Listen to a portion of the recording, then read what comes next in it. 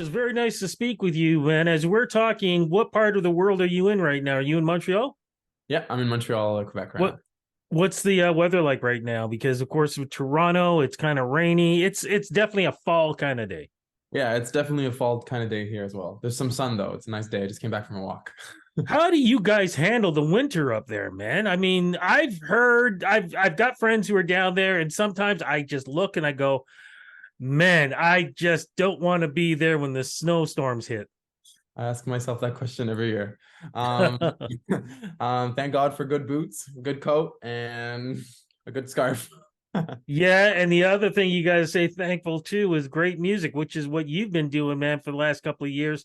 But before we get into your career and things like that, we got to get into something that was announced, something really big.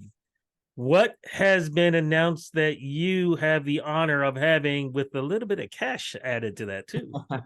Well, I was announced the grand prize winner for this year's RBC Music Emerging Musicians Program, and it's a huge honor. I'm super excited about the next year coming up, and I just can't wait. It was crazy when I got the call. I almost didn't believe it. Well, how did this come about, man? Did you have to apply for it? Like, how did this all work? Yeah, I applied for it. It took a while, but we got everything together, pictures, press junkets, songs, demos, a bunch of different things I had to send in, and we got it all done. And I got the call and they told me that I'm the one that came out on top, and that was that was just wild. Did you submit one song? Yeah, we submitted Hurricane, and then we had other songs as well, like little demos that we got to send over as well. For folks who don't know the song Hurricane, can you describe it, please? Because, man, I mean, I've heard your other songs, but Hurricane is really the song that I think really portrays the dynamics of your voice. Definitely. The song I actually wrote it. A lot of people think it's a love song, but it's a type of love song, but it's dedicated to my little brother, who has been like dealing with a bunch of different issues in his life. And I don't live at home anymore. I live away from my hometown, about 3 hours away.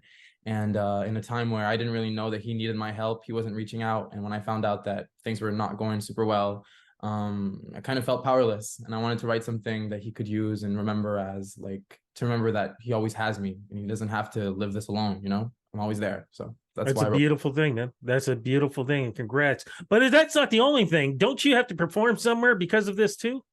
Yeah. I'm performing on December 2nd at the Canada's Walk of Fame in Toronto. So I'm super excited about that. It's going to be a really great opportunity. I can't wait.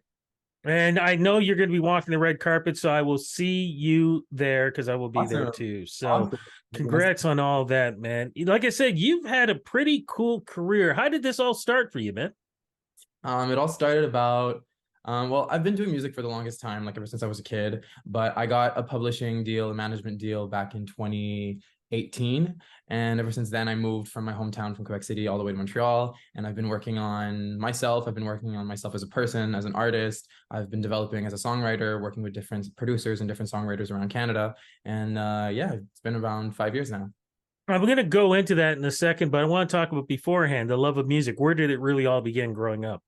I've always loved music ever since I was in diapers. My mom and my grandma always told me that I was singing Caillou songs and I was singing theme songs from TV shows that I would watch. And I was always kind of the life of the party. I loved when we had family gatherings to sing for the family. I would put on little shows. I've always loved to entertain. I've always loved to sing, and I've always loved to write. I've always written songs and freestyled songs when I was in the car, and it's always been a part of me. When did you start playing keyboard? I started playing the keyboard when I was in high school, about my second year of high school. I had a songwriting project that we had to do for my music concentration program, and the challenge was to write a Christmas song. And I had never written a song for a class project, and I didn't know how to play any instruments. So I asked one of the girls in my class if she could teach me like the four basic chords. So she taught me those, and then from then on, I taught myself. That's amazing. That's very, very cool. Um, what kind of when you said you were writing songs, were you writing songs or were you kind of guy who wrote like journals or poetry and didn't maybe realize you were writing songs, that kind of thing? No, I always had melodies that were in my head. Melodies always roaming through my head. Mm-hmm. It comes when I'm writing songs, it's always the first thing that comes are the melodies, and then the melodies spark the story, and then the song writes itself. And when I was a kid, like I would just see something, my mom would be driving me back from school, and I would see something on the side of the road, and some for some reason a melody would pop into my head, and I would like freestyle a song about whatever I just saw. What about your vocal range? Like I said, it's pretty amazing listening to Hurricane. When did Yeah. you start realizing you had that? Like, were you taking lessons, or was that just something that was just sort of like a natural kind of thing? Lessons came later on in my life when I was about 17 years old. I took my first vocal lesson to get me ready for Mhm. the voice. I did the voice here in Montreal. And but when I was a kid, it was the first time I ever heard Halo from Beyonce on the radio. I remember we were at the restaurant, we were coming back from breakfast, and we got into the car, and Halo from Beyonce came on. I was probably like, when the song came out, I don't know, like 8 years old. And she was doing all her runs, and I was copying her runs, and I was like, damn, I can do the runs. And then I just started like copying different singers that were doing runs, and I was like, oh, I can do the runs. And that's how I found out that I could sing like well. And you just mentioned about, and let me make sure because I'm Canadian practically my whole life, but when it comes to French Canadian, de trois quatre cinq six sept huit neuf dix, that's about it. French toast, French fries. Is it the Vox? What is it called? What is that show called that you were part Yeah, of? we call it La Voix here. La Voix. La Voix. Okay, Yeah. well, talk about the show and like you were part of. Yeah, I was part of the fifth season of La Voix. I did the TV show. I was still in high school. I was in my last year of high school when I did it, and I got all the way to the dual rounds, and that was a lot of fun. It was a really great experience. I didn't do the live shows, but I did all the pre-taped episodes that they Right. did, and that was a lot of fun. It was a couple of months of work on that. I think it kind of sparked the artist in me to want to do this forever, like singing in front of a like big crowd of people that were like interacting. There was a lot of energy in the room. I just knew that was my place. And when I got eliminated, my brain went to, okay, what do I do now? What's next? And then I didn't stop. Was it a relief not winning? Because I used to do the interviews when Canadian Idol before Yeah. your time. I did all the Canadian Idols. I used to interview a lot of the earlier American Idol winners. And a lot of the folks who said that when they did not win, Mm. they felt that was them winning because then they didn't have to be tied into those contracts and things like that. They had the exposure Yeah. and now they had the freedom to do what they wanted to do, not what the television show wanted them to do. I definitely think that when you win this type of competition, you already know what contract, like you already know like what you're getting yourself into because you win a contract with a record label, and you already know this. I think when I was 17 years old, that seemed like the best opportunity for me. So when I did get eliminated, I was a little bummed out at 17 years old. But then again, when I moved to Montreal and I started working on my career and I started working on myself as a person, as an artist, I realized that it was probably the best thing that could have happened to me because it gave me the chance to grow on my own and to find myself on my own, and then figure out what I want to share with the world. So I'm happy it went that way. What was it like moving to Montreal, knowing that Montreal has a really cool music culture?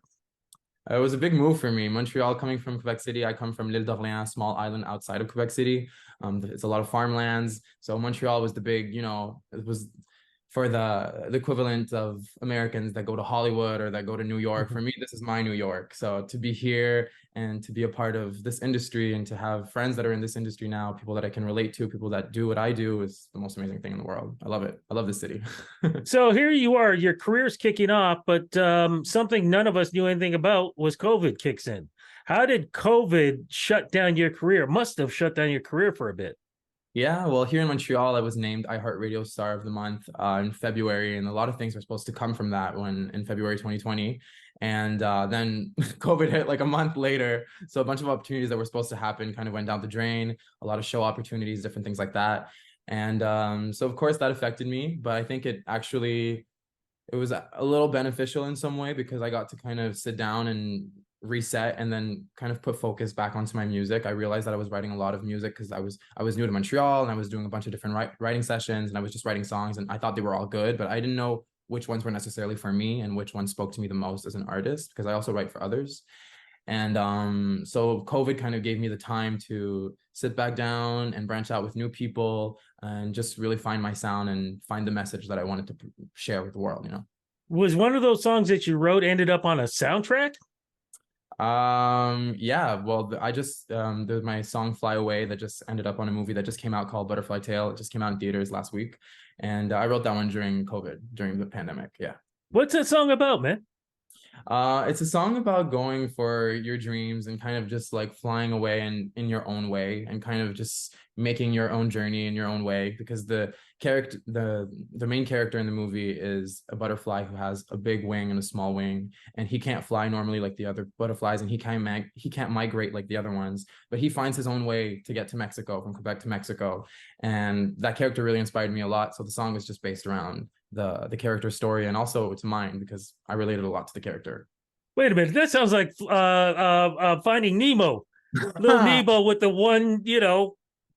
Am I right about that? I mean, we're not too far off. We're not too far off, but it's a story of its own. It's really a great story, a great movie to watch. I would definitely recommend. So here you are, you're writing these great songs, man, and things are happening. I saw there was one, what's the song where the video was got you dancing in a, I think it's you're dancing in a club.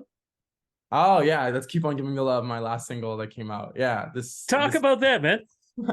it's a great song about just embracing who you are and going for what you want in life and shooting for the stars. I kind of wrote it for the younger Josh that wanted to be a superstar and take over the world, and that would put on shows in his bedrooms. I wrote it for that kid, and that's why even in the music video, I have my younger cousin playing my younger self in my bedroom back in the day.